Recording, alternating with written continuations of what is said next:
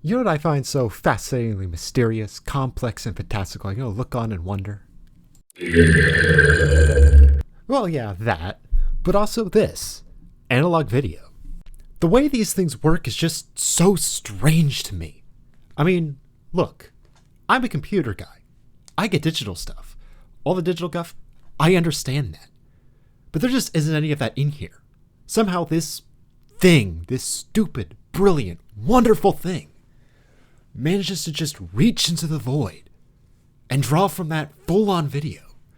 And the magic behind that is just all kinds of clever.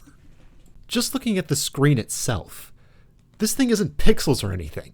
The image is just broken up into hundreds of little lines. And the image is just made from changing the brightness of every point in these lines.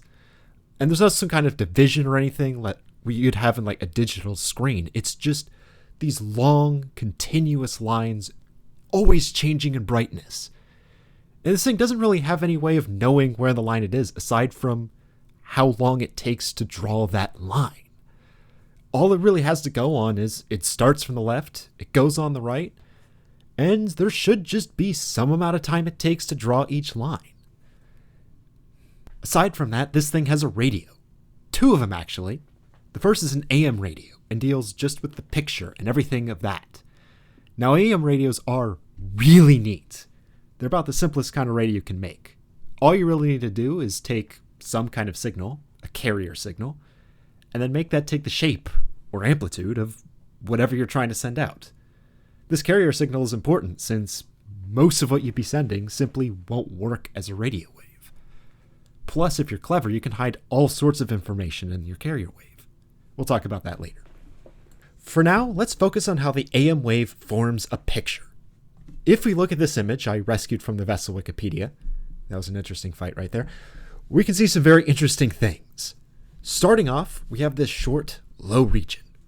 This just tells the TV that the last line of a picture is ended, the next one is about to begin. After that, you have this spot. This is just the TV waiting until it can start the next line. And then all of this. That is the actual picture. Well, a line of it anyway. The way a TV gets an image out of this is pretty simple.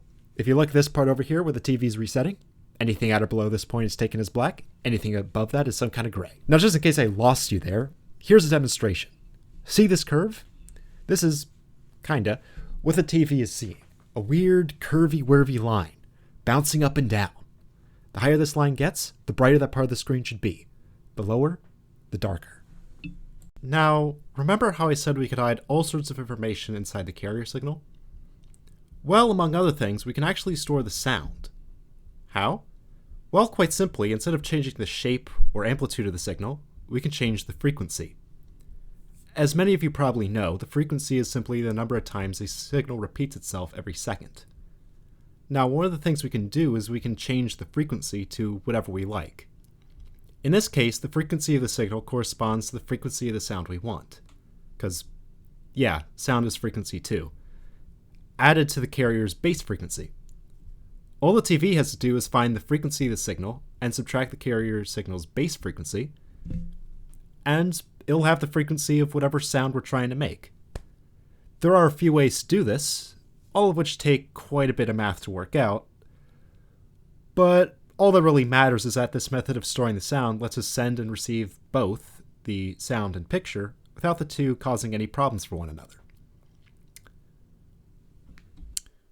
Now remember, all of this is controlled by timing.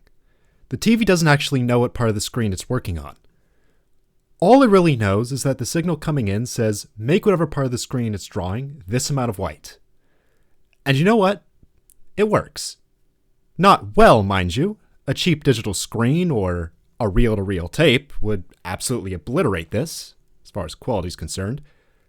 But hey, it works. And yeah, even with all that, we haven't begun to talk about, like, color yet. And there's all these wild ways people come up for storing all this stuff. Like, there are records that can hold this thing. I mean, like, literally vinyl records. And there's a whole nother kind of format which has, like, a capacitor inside of it. And that works. And there's laser discs, which are like analog DVDs. there's just so many ways of doing this, and they all work. And yeah, and I'm just gonna have to cut it off there before I get going on a wild tangent, just talking about all that kind of crazy stuff. Because believe me, it's nonsense. So yeah, bye.